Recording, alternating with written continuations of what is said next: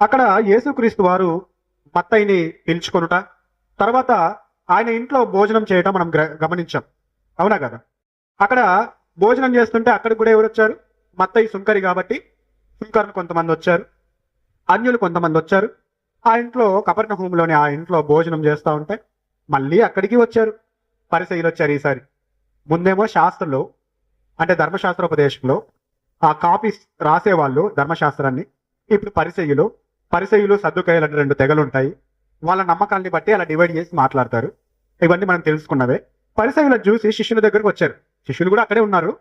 ఏంటి మీ బోధకుడు సుంకర్లతోనూ పాపులతోనూ ఉంటున్నాడు అని అడగడానికని అక్కడికి వచ్చారు. లోపల వాళ్ళ హృదయాలను, వాళ్ళ దురాలోచనలు ఎరిగిన యేసుక్రీస్తు వారు అక్కడే సమాధానం చెప్పేశాడు. అవునా కదా? ఏమన్నాడు?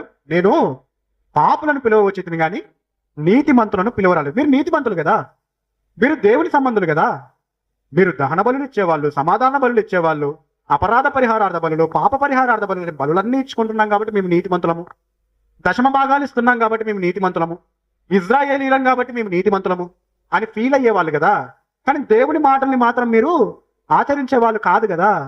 మీలాంటి గొప్ప నీతిమంతుల దగ్గరికి నేనెందుకయ్యా? వైద్యుడు రోగం గలవానికే తప్ప ఆరోగ్యంగా ఉండేవానికి అవసరం లేదు. నేను వైద్యుణ్ణి, నేను రోగుల దగ్గరికే వెళ్తాను. నేను పాప విమోచకుణ్ణి, నేను పాపుల దగ్గరికే వెళ్తాను. మీరు నీతిమంతులు కదా, మీరు గ్రహింపరు.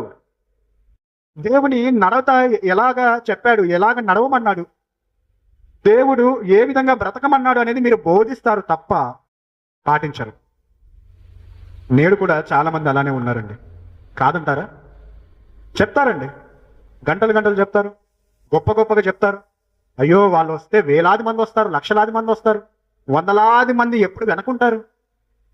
మరి ప్రవర్తన విషయానికి వస్తే పెద్ద గుండు సున్నలాగా దేవుడు ఇలా చుట్టేస్తాడు.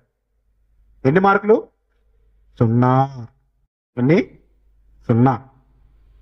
ప్రవర్తన జాగ్రత్తగా చూసుకోవాలంటాడు దేవుడు. నీ ప్రవర్తన చాలు, నాకు నీ మాటలు అవసరం లేదు. 100 మాటలు మాట్లాడతావు, కానీ ఆ 100 నువ్వు ప్రవర్తిస్తున్నావా లేదా? నువ్వు ప్రవర్తించినప్పుడు నువ్వు మాట్లాడు, లేదా ప్రవర్తించడానికి ప్రయత్నించు కనీసం.